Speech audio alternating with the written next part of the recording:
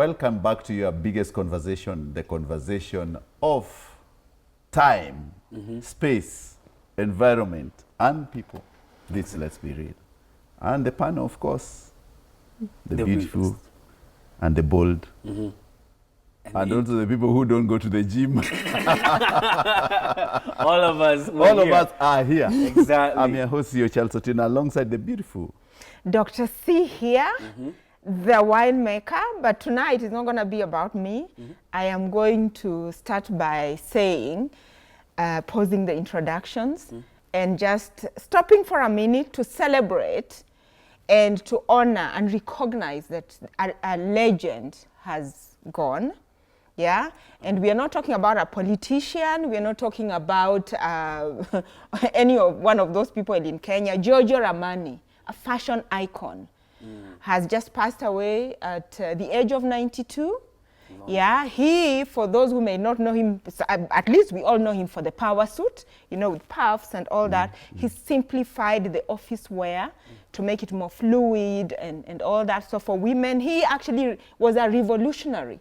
And he taught us that fashion is not about logos and labels. It's about just being classic and being, being there in your own presence. So even as we stop to recognize and mourn his going away, yeah, we also want to celebrate him. It's a legacy he left, right?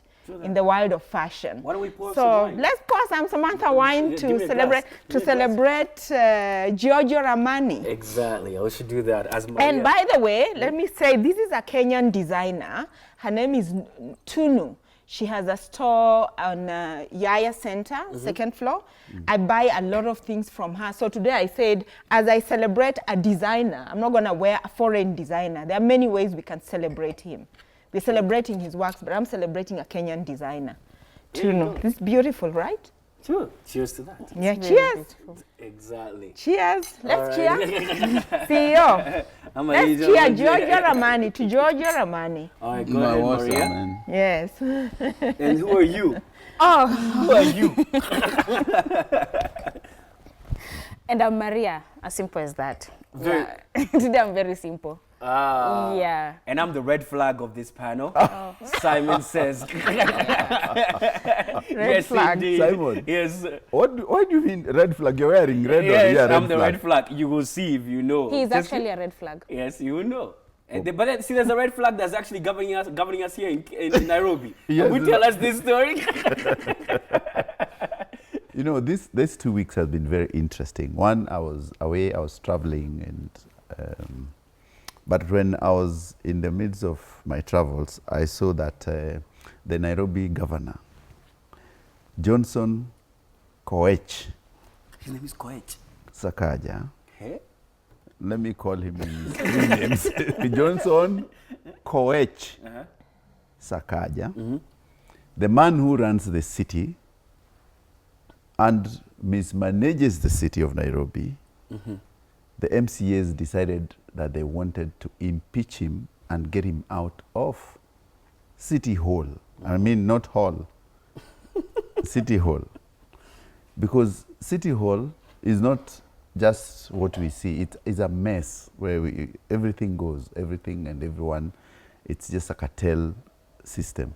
But my problem is that Sakaja, the people want him out, but the political bigwigs decided to keep him against the will of the people. But he has not delivered for the city. I don't know what's your take. Hey, me, I have a take first of all. Semba. Go Aki, ahead. Kenyans, Kwanza Nairobians. Uh-huh. You know, you must learn to differentiate what is and what is not. Honestly, I think this is just something to hoodwink us, not to talk about SHA. Right now, we should be talking about SHA. Those hospitals that got money they shouldn't have got. This is just a hoodwinking. Number two, Nairobians, you should know. If we actually impeach Sakaja, we're getting into a really bad record. The fact that no governor can actually even finish a term. And already we have the record of no governor can come twice. Meaning people get into that office, wanaiba, wanaenda, because they know they're not coming back. You'll not elect them back. So I don't know, it's neither here nor there. We are in such a mess everywhere me, if Shah can be sorted, like if those things they were talking, if they can, I don't, let Sakaja stay 2027 is here. That is a hoodwink. And am I even talking about it? We are afforded in the trap. I should have said I have nothing to say. That's a hoodwink. And then I thought you say Sakaja is cute. He has dimples. That's what you think about him. He's cute. Come on. Should we be talking about Shah honestly? Okay, honestly speaking, yes, Shah is a big problem. It's a hoodwink. Let's say something here. The political people want him, but the people don't want him, right? Now you know where the money for Nairobi is going. Do you even need to be told? Have you read about the 1 billion, the one he gave, and then the what? Is this thing true? That is where the money is going. You see, this who want him. What are you gaining from it? Yes, what are you gaining from it? In the world, it's what am I gaining from it? It's not. I want you. No, you want someone because of what you're gaining from them. So that's why they are keeping him. But 2027 is here. He will go. Let's not start shuffling. It's 2 years away. Do you think? Can I ask you something? Yeah. Do you know right now people have suffered for these 5 years in the health system? There is a man who was crying about his kidneys not being taken care of because of Shah. There are people who are suffering out of here because of the health issues. We have bigger problems that we are waiting to remove in 2027. Now let's not dwell on. We want to remove Sakaja. Every time there is something huge going on, it reminds me of that Mbao hospital that got 2 million. Okay, that hurts. You see, every time there's one in Isili. Yeah, what is that? Every time there's something big happening, there's always something else to counter that. And this one was there. They did not do a good research. Do you know why this is important? But don't forget he's cute. I cannot minimize myself to that level. Do you know why do you know why this is important? Because these are individuals that actually make decisions to now be able to get that funding bound to that actual hospital in your county levels. And actually one of the MCAs, the reasons why those MCAs are actually very particular on removing him was the appointees that he had actually appointed. The MCAs were screaming about, yes, the appointees is actually in the medical side of things, and also the appointees that he had actually put from a guy he knew way back in TNA days. He had appointed some people in strategic places that the MCAs did not want. And guess what the MCAs were crying about the mostly? That funding of the bursary. They need their money because they have not gotten their money down for themselves. That is what they were screaming about the most. So when now the big boss came by, they just told them, hey, listen, your money is going to come, chillax, relax. That is literally what they were fighting for, and that is literally what they're backing for. Did you use the word fighting? Yeah, they were fighting for themselves. There's a video that emerged of them signing somewhere in some cafe somewhere. Yeah. Did they look like people who were actually fighting for themselves? They look like people who had just been paid and like so if they are paid, we are okay. Did you see that thing circulating? Yes, I saw that. If you know there are other reasons to impeach Sakaja than what actually has been put on the table. Let me add more. Right now, even with this city of Nairobi, even what's going on with the insecurity that a lot of people have even been marked within the CBD, and then now even people, when that situation was even roused up, even here on KTN News, guess what? Now some head of police officer was saying that even indeed we have not received any confirmation of these reports. I have a big issue with any government official coming out and saying, especially when even reports are announced, that indeed we have not gotten confirmation of any reports, we have not even confirmed anything, so those are just allegations that are spread across the media as what? Propaganda. The reason why I have an issue with this is because of this. The presumption that Kenyans are lying rather than intelligence you can collect from Kenyans for you to take an action, it shows that indeed there's a lot of stubbornness to make adjustments on the cries of Kenyans. That means that leaders first presume that you are wrong, you are making noise that's actually unnecessary, and that indeed we don't need to make any adjustments to cater to you because now we don't want to show any incompetence on our end. That is a big issue that I've even seen whenever issues are brought forward. Have you not seen the CEO? You see, first of all, Sakaja is a mess. Those dimples are gone. Number one. Number two, 2 weeks ago, Johnson Sakaja, and he can deny, went to buy a house for 2.4 billion in Dubai, and he was conned. We know what we are talking about. He was conned. He was conned.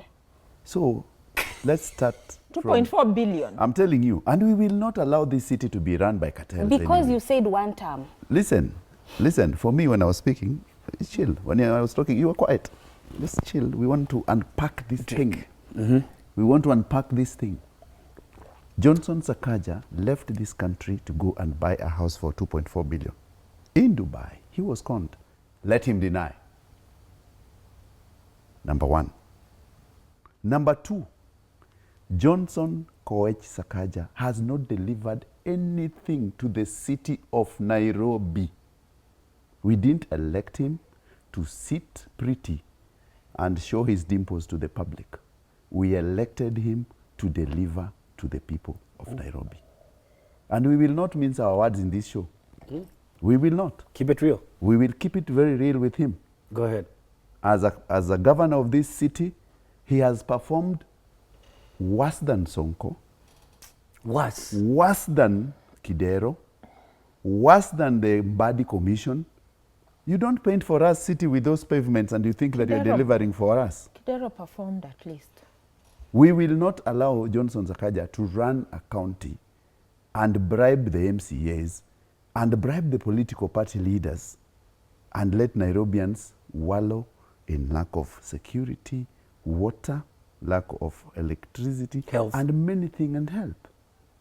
The city must be delivered from individuals as such. And it reminds me of the animal farm. We know when we sit here and we start thinking of, if you ever read George Orwell's book, The Revolution, they were saying that... televised. Yes. They were saying that, oh, all animals are equal. But then when the pigs took over, they decided to say that 4 legs are good, 2 legs are bad. Then eventually, they decided to say that anyway, more animals are,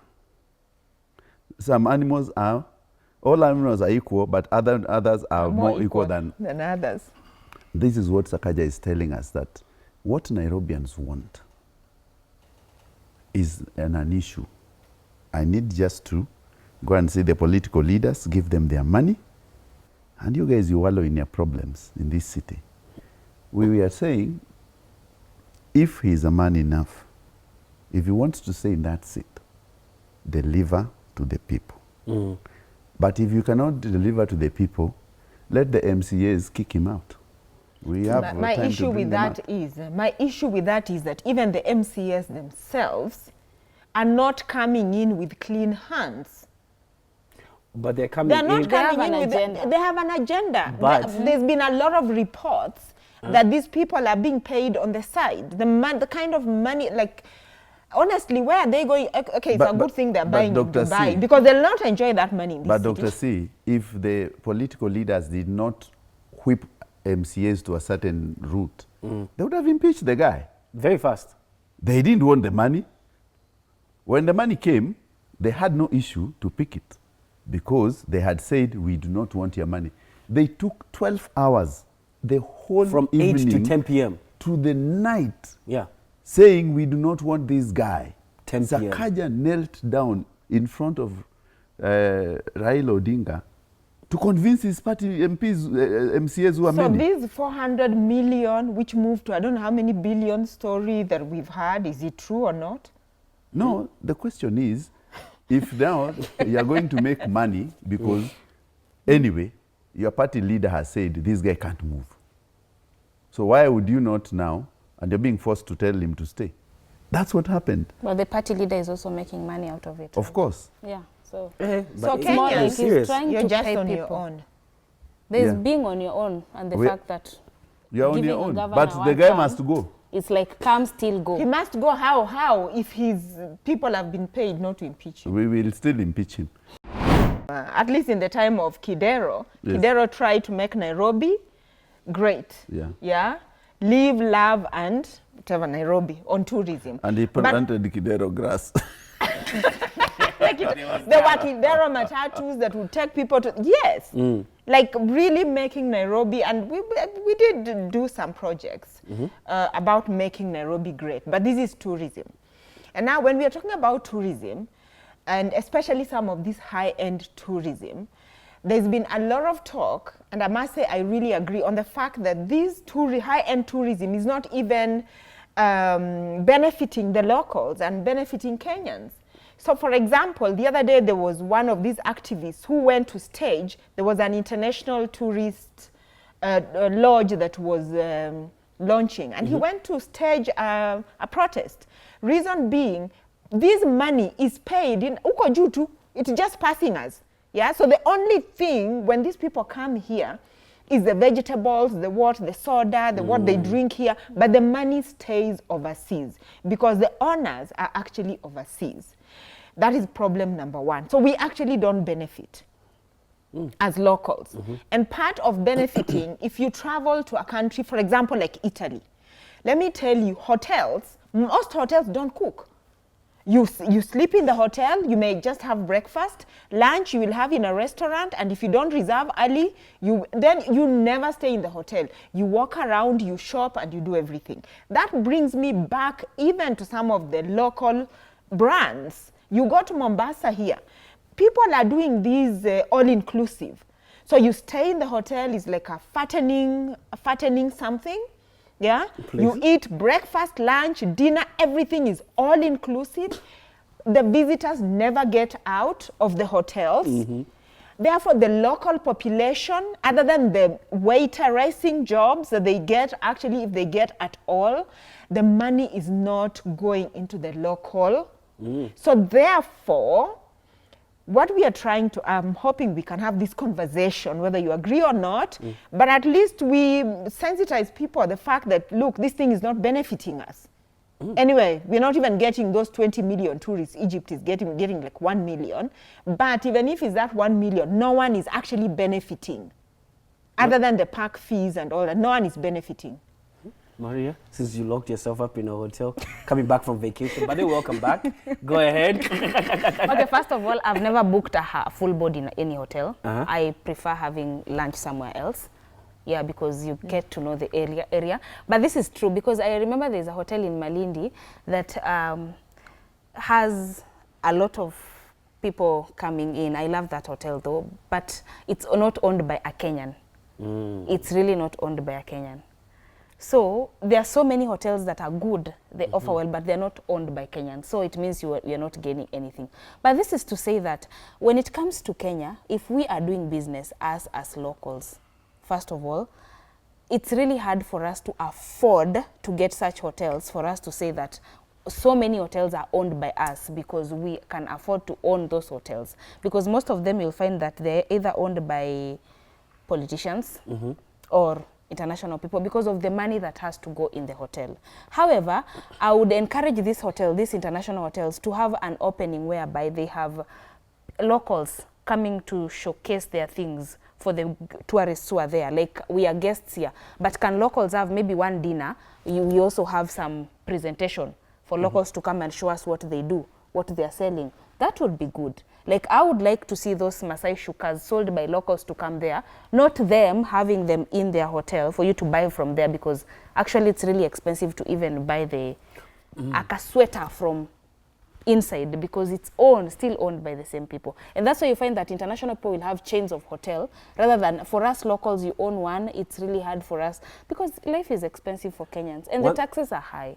And another thing is the land issue in Kenya. Like, you'll buy a land today, it's not yours. But how many people, international owned people, hotels, or have they been told, this is my land, now I'm taking it? The way us locals, we are moved for, like, I want these 4 acres of land, I own this acre, go away.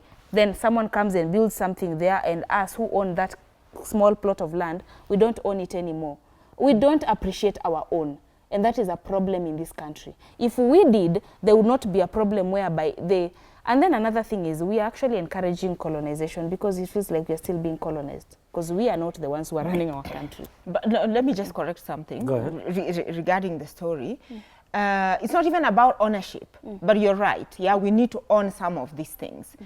What we are saying is, irrespective of whoever owns it, if all the money is going to be exchanged somewhere in Switzerland, Yeah, because those tour organizations, whatever, they're somewhere in Switzerland. And very little money is trickling into this country. I would like to know what policies are there, maybe they're there, that exist, that a percentage of that money should come here. You have a whole jet of people arriving. They've paid. The money was paid. Those dollars were paid where? Yeah. Those sides. So very little, very, very little. Like the tourism, that like now, someone like you who went there, you paid them. That is the money they will use to run the hotel throughout, you know? Yeah. But the money that the real money is not in those trinkets, which I must, by the way, I must say, we need to innovate. Those to giraffes, to whatever, those things no longer sell. Yeah? Yeah. They do not, that is not where the money is. The money is in room occupation. How much money is actually coming into the economy, the Kenyan economy. And the room is expensive. Because the money has been paid in Switzerland, in France, in all those. That money is not coming here.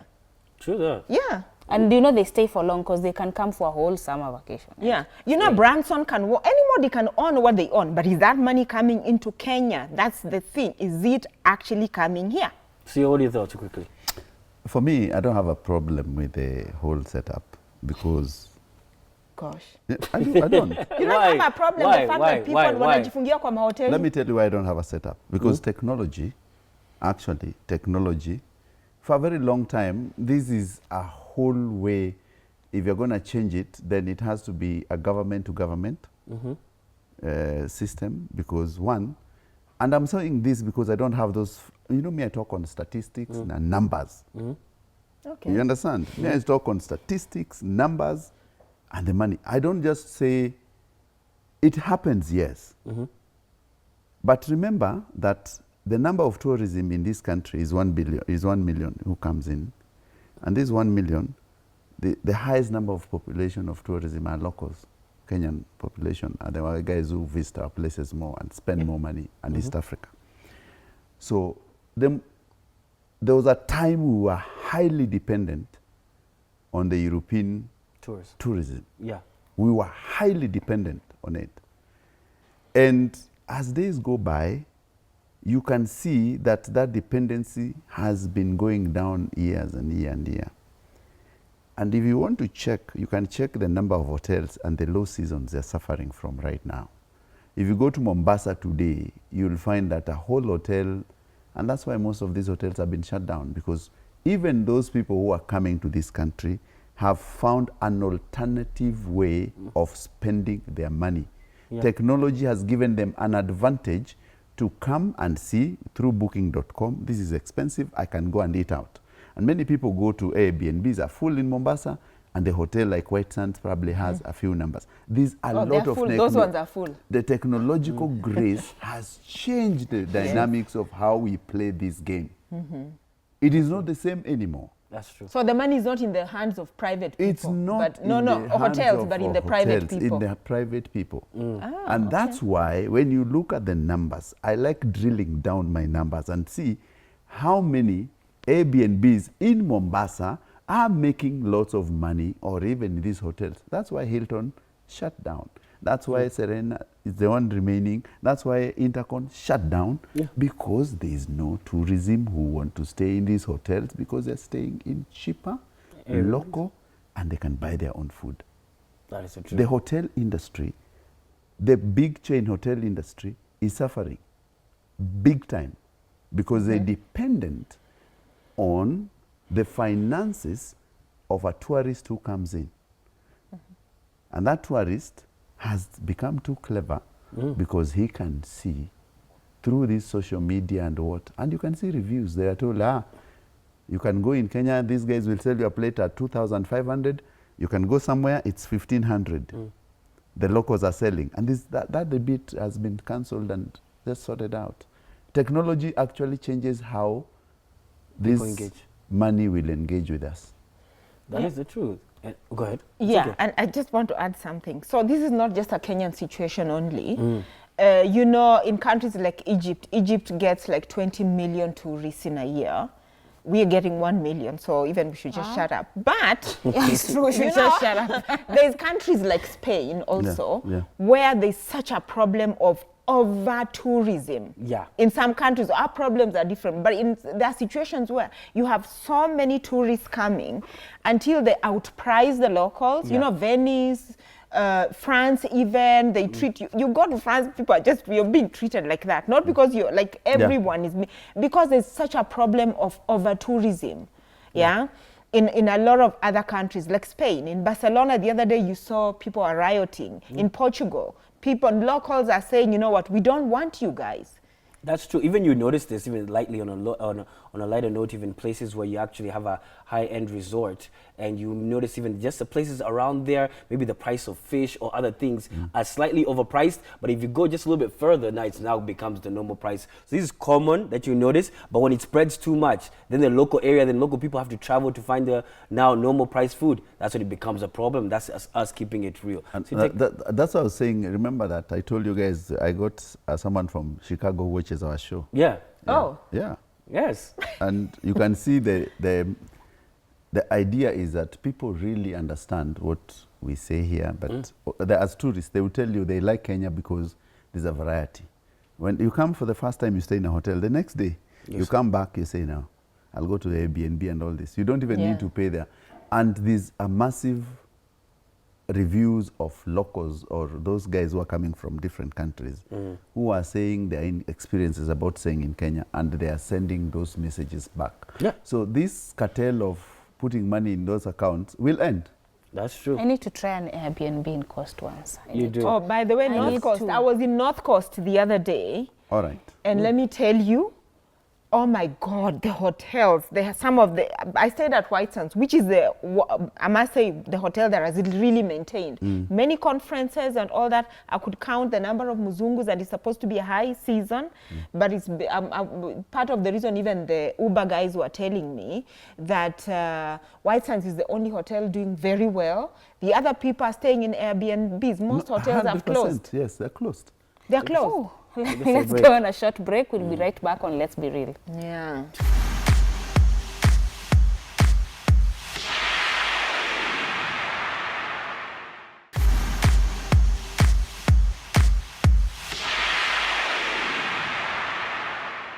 Well, welcome back to Let's Be Real. We're going to keep it real with you with some nice, juicy stories. Thank you so much for keeping it logged right here on KTN.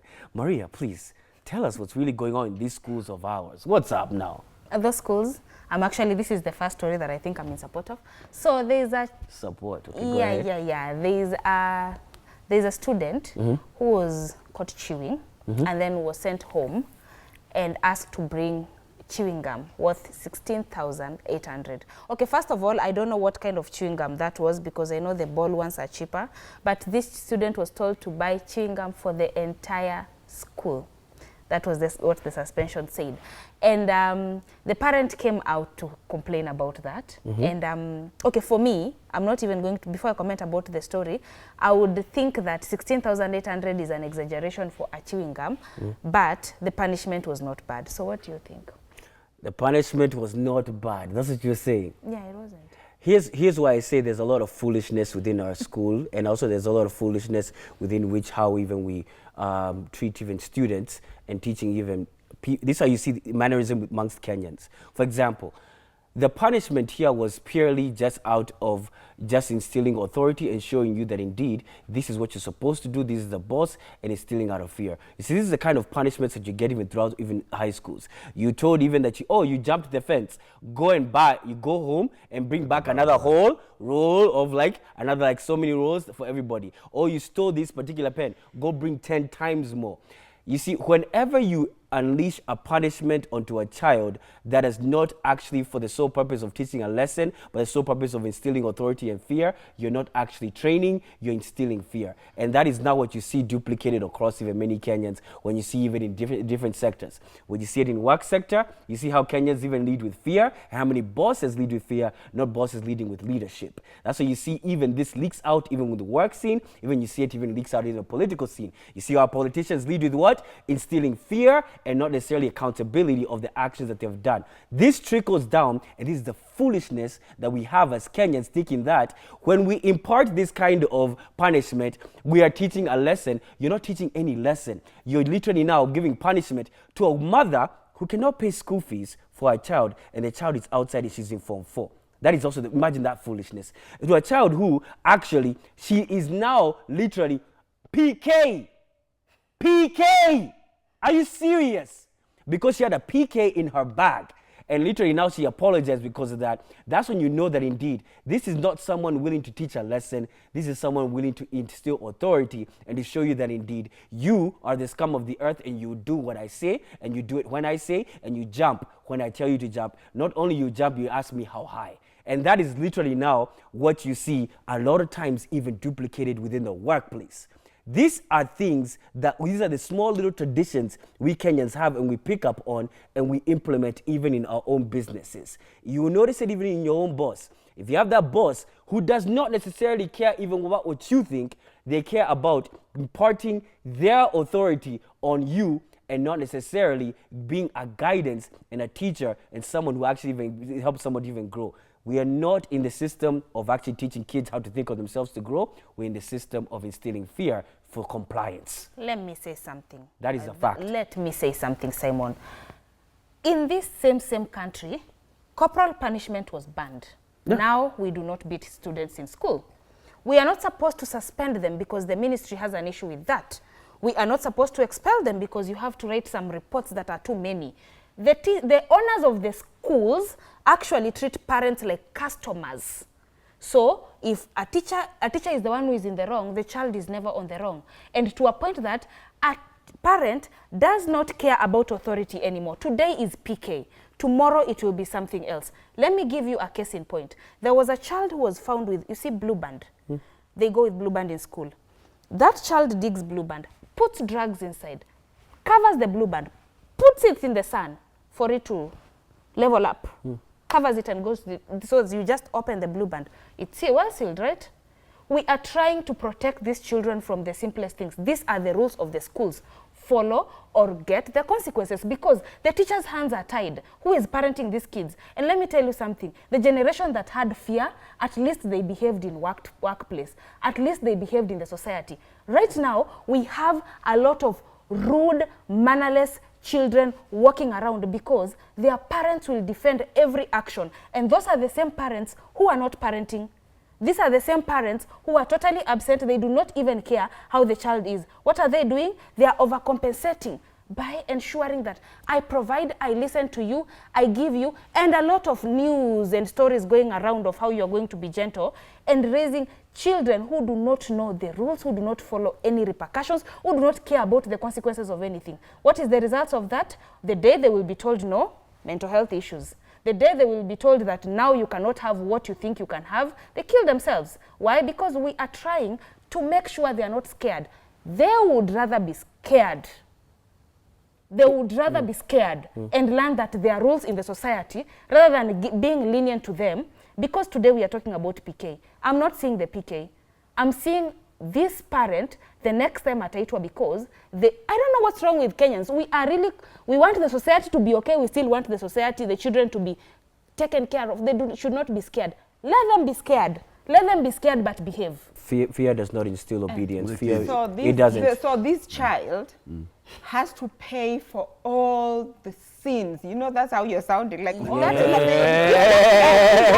PK for the school. What's so big? No, what's so big is that 16,800 is a lot of money. For so many, reminds me yesterday, there's this WhatsApp group I think Wanja created about media something. And there's somebody who posted something like 40,000 is too much money to pay for TVETs. You must have seen that post. And where I was seated, I'm just thinking, so we pay for SHA, we pay for housing finance, now we are gonna, not housing finance, the SHA and then building levy, and then we need to pay for education, because 40,000 is too much, yeah? So 16,800 is too much. And anyway, in all these things, I think there's one person who has been forgotten. It is the interest of the child. The positive interest of the child. Paying 16,800, that is punishing the parent. there is no learning there for the child. That's why I we should don't allow think so. schools to You punish know, the children. No, the schools can punish them. There are many other punish. All of us have children, and in every school. Simon does not have, Yes, remember? and I'm Okay, grateful. most people. These are your problems. Some people have children. CEO, you have children. Yeah. There's things like suspension. There's things like even you give cards. It's a red card, a purple card, just depending on the culture of the school and the whole culture. Honestly, I think so that the interest of the child was completely ignored. And I feel so bad for this particular child, yeah? Because they missed a whole semester, they missed another semester, they missed the learning, like this is a candidate. Honestly, this is monstrous. This is a monster, this is a monster teacher. Completely ignored the interest of a child who is a future leader of tomorrow. And tomorrow, this is the same child who we might get into a leadership position. And remember how this, and if you see me talk, you can see the bitterness I actually have. There's one teacher, when I was, I think, at Butere Girls. We had come to Nairobi and I've said this story before. I was in the Science Congress, he was a drama teacher. And he asked me, so how was Nairobi? I told him, it was the way you left it. And for him, that was rude. Because I've told him it was the way you left it. It is rude, Dr. And C. What did you want me to say? Why was he asking me? Who am I? Like which part of I'm in the school Are you to seeing learn? how you're Why should sounding he like ask that? me? That is rude. Do you agree it was rude? Nothing had changed. That is rude. According to whose book? Okay, according to my book, whose it's book? extremely rude. Yeah, I told him it is the way you left it. He wanted me expelled from the school. Never mind, I was among the top students of this school. I had just represented them and won first part in the Science Congress. If you were in school at that time, you must know what I'm talking about. And that was mean and malicious just because he had power. Honestly, this is a monster teacher and he has to be.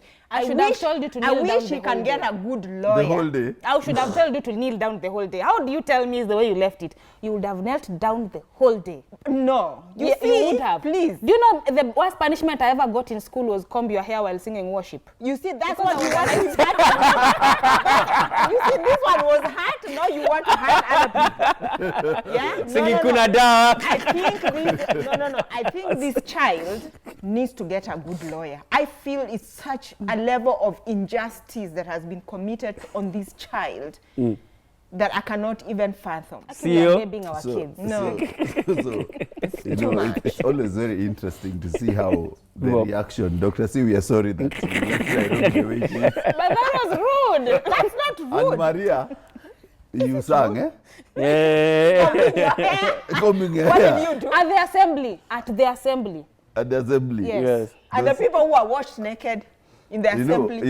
You know, what I learned is that teachers also have a lot of issues they're dealing with. And if you see someone telling you to go and buy a whole PK, is that the person is transferring or manifesting his own home problems into other kids, people. Because teachers are taught to mentor and also to grow children's ability. If they are in the wrong, there's a way you correct. There's a system of correcting people. And you can see that in this school, that system was not followed. There's a way if someone, and all of us, we've been parents and I've been in, like yesterday I was in Sunshine, I was meeting the principal. There was an issue I was sorting out. But you could see the way the leadership of that school is organized is much better. If you have a school where teachers do not understand their pupils, then there's a problem. And they will give them punishment which does not commensurate with The crime. the crime committed. So for me, the problem is not with the kid. The problem is, how did you reach to this position of this kid coming to buy 16,000 shillings worth of chewing gum? You know, and we were talking about PK. Simon, it's reminded me that the first person who developed this PK was owned by another guy called the Big G. You remember the Big G? Yes, I remember. I remember. That guy is called 2 years Giorgio old. Wino. He came from my village in Ugenya. So he's the one who developed that big G. It was a Kenyan. He was a Luo. He's called George Owino from Really? Jera. Oh. So he was called Big George. So he's the one who discovered Big G. Makes Oh. sense. Yeah. it's And we called don't Big G. celebrate them enough. How many people know that it was a Kenyan. George? He's a Kenyan. He's a George Owino. His home is somewhere Cheers in to George. in He's Jera. alive. He passed on, but his family is in Jera, just near Legega, my home. So the Big G is a Big George. So he would have made my kinsmen very rich by buying those 16,000. But yeah, but the teachers. Do they should- still own it? Yes, they still have some shares in it. Some shares? Yeah. We should eat a lot of big G's. Yeah, so what we can say is that the teachers must learn from this, that they should punish students in the best way, which also trains them for the future. Exactly. But don't just punish students to extort parents. True. This was Parents should be extorting that old lady with a djembe. Did you see her picture? I saw, but my my point gosh. is this child should fear the parent enough to follow the rules. No, fear only brings temporary obedience. Actually, respect is Yeah. what brings long-term Yes. obedience. Simon, That's what you well, need. let's move to And, Yeah, let's move to. and moving on to other stories where someone tried to instill fear from trying to steal someone else's husband. Well, let me tell you the story now. Let me give you gossip. Let me give you tea. All right, you got your Oh, Samantha's my wine? goodness. Are you ready? Sir. This is where we Now, start. smell it. All right, so now here it goes. So, you know how many Kenyans, they go to Dubai sometimes, then they go for work and everything, but then you may stay there for a couple of years and everything, but you may go alone, and then you leave your spouse behind, right? So, what happens? Eventually, when you leave your spouse behind, you think your spouse is just going to stay holy, holy, holy. Yeah, exactly, like Maria, she was combing her hair. But now the thing is, but now, the main thing, what happened is, the husband, of course, stepped out. Now, with this side lady, he stepped out. This side lady now started growing some horns. Like, I'm the one now who owns the family. I'm the one. Well. And so what happened is that now she started posting on Facebook, posting the other lady's picture, the one who's in Dubai, posting a picture saying, you are such a bad wife, you can't even maintain a family, I'm the one who's taken over. And then she took it further. How? She started involving the other lady's mother, the one in Dubai, mother saying, you see that this mother, even she cannot even raise a child who can even support a family or maintain a family. Oh, that one in Dubai, you think she's going to keep quiet? She said now, when she came back, she met her in Nairobi, and she started now chasing her or recording a video. It was you saying that whatever. Why was she making a big fuss? Because, you see this side, she was thrown out. She was disposed of and left with a kid. The same way she was making fun of the other one, saying that indeed she was left out. So the guy, he had left them both. Because the guys, us guys, we don't want drama. So now we left them both. So this lady and her, they were causing drama because they were both trying to shame each other. First, this other one, the side was trying to shame her. Then this one came back and said, shame on you again, because the same thing that happened to me happened to you. That is the situation. I kind of like the shaming. I kind of like it on my end. Before I start even saying so much, I want to hear your thoughts on women shaming other women publicly. Go ahead. Are we not Sorry, going to Moon. start with this man is the cause of all this? Explain. Why won't you wait for your wife? Why were you going to find someone else? This woman is just scared and trying to protect her territory because she knows I am going to be thrown out because if the other one comes, she was here first. You're really It's protecting secure women. No, it's not insecure. This is the point. It's okay. My point is, you are in Dubai, you left your husband. Yeah. I am here, I have taken over. All the things I've had to put through, I've gone through. So there's a way that this lady is just protecting herself from the one in Dubai because she knows that the one in Dubai comes after the effort I've made, this is going to be bad. And that's where she started the war. And women fought. But let's face the elephant in the room. Which is this? The elephant in the room is this man. You went and found a side chick for yourself. She came. Whichever way, continue. Okay, she cannot. No one just comes and knock at your door, Simon, hi Simon, I'm here. Let me be your side. No. They you are. look for them in the streets, you bring them in your home, and then you act as though you are innocent and they seduced you. That is the narrative of men every single day. They look for them and then they act like they've been trapped or they've been seduced. No, you looked for this lady, knowing very well that you have someone else. So that someone else was trying to also defend, and I don't understand why women fight women for men who do not know how to take care of you. Because if this woman wanted to take care of your reputation and your life and who you are, they would not have made sure that you have a woman to fight with in the first place. You gave me a woman to fight with. I am fighting with this woman. Why are you staying away?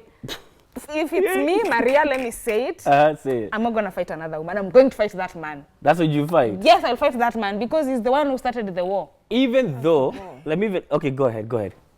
First of all, acknowledge that this man is the one who wants to look for this woman. Continue. Yes. But at this point, I just must say, actually the problem is these two women.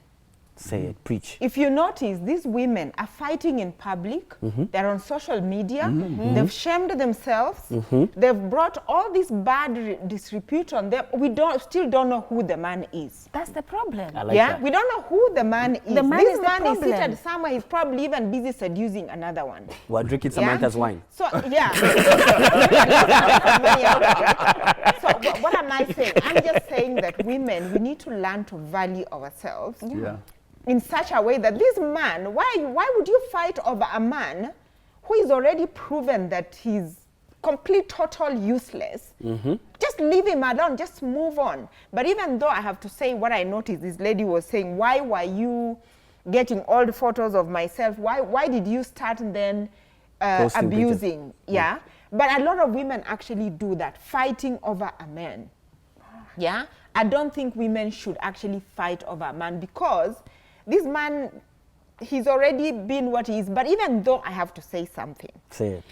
I've always said, opined on this platform, that a woman has one job. Which is? To look for a good sperm. And sometimes, we'll give you good genes and be able to look after their own genes after that. So perhaps maybe, and this is the thing. Let me paint a scenario. Paint it for us, please. There's two women in one room. And you've told them this is the only bread remaining. So you put the bread there, you lock the room there, you lock the room there. After that, there's nothing else to eat. Imagine you will meet those women there maybe at midnight, all of them coming to steal that bread. And they're going to fight. Are we trying to say that this man has the best sperm? No. No, I'm not saying that. I'm just saying naturally when women sometimes, when they feel that they have found this person, and who will look after their progeny, who will, they tend to want to fight over that. So it's a natural conditioning that we as women, because we are empowered, we need to get out of. That scarcity mentality, to know that there's a lot of men out there who would be willing to take on a beautiful girl like you, and you can work and make this money yourself. Forget it's called the sunk cost fallacy. That I've invested so much, the babies, the what, so I need to continue with this person. So that's my only advice for women. Move on. Before CEO, one thing I would say is this. I like it when women shame each other publicly. This is a very nice thing. This is a very nice thing. This is progress. Because when you shame each other publicly, you're pointing out your own bad behavior amongst yourselves. And I think this needs to happen a lot more often. Because do you know who really lacks accountability a lot more? Women. You women. Really? And the reason is because you really hate shame. And the reason why, because it's very important that even women, you shame each other so that now women can actually recognize what bad behavior looks like. So please continue the shaming if shaming is needed, because it needs to point out bad behavior, especially amongst yourselves, because you don't like hearing it from us men. and that is the truth. And another thing is also this. When it comes to even women do not fight for another man. No, here's what they fight for. They fight for their own self-pride. Both of these women, they're not fighting for the man. No, they were not. They were fighting because of their own ego and their own selfishness. Because because you say this, even you involve my mother, nothing to do with the man. Apana, 90% of the time. To do with the man.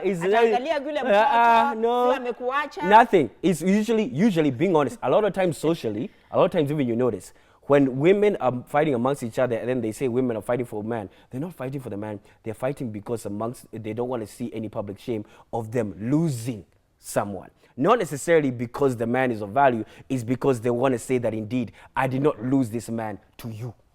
And now is a competition between you two. Do not make anything about the man, it's a competition between you two. And it's because even what you have to recognize is you girls even have a pride of your own, and it's the kind of pride that makes you girls have a hard time saying 2 words, I'm sorry. In other words, those are words that even you cannot even pull them out. It's like spitting nails. And the thing is, and that is the truth, coming back to my term initially that I'm saying that indeed shame needs to come back so that you guys can shame each other and recognize what kind of bad behavior is out there publicly, so that indeed you don't even need to say I'm sorry, the whole public already knows, shame on you. That is the truth. Fallen in love. Fallen in love. Someone has never been. See you. Let's hear it from you. For me, I find it preposterous for people to fight over. You're another human being. Yeah, so if you feel that it's not tenable, just step out and leave. Go. Toka hapa. Kama hauwezi, go. Otherwise, coexist. Coexist. Did you even see Yes. the look on his face?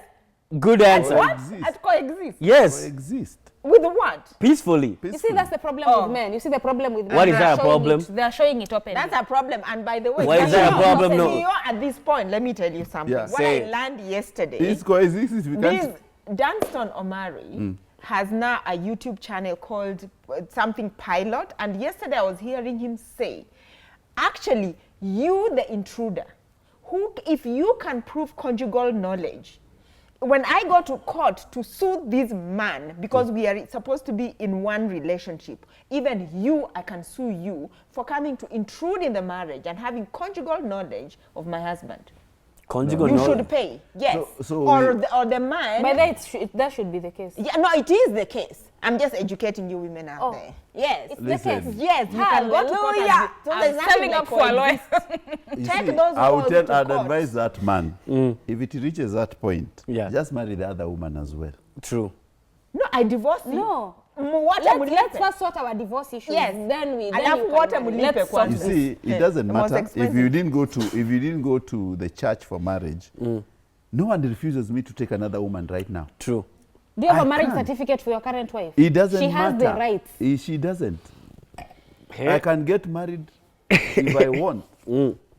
Yes. You see now There's the only problem? one marriage the registrar. gender you are fighting for.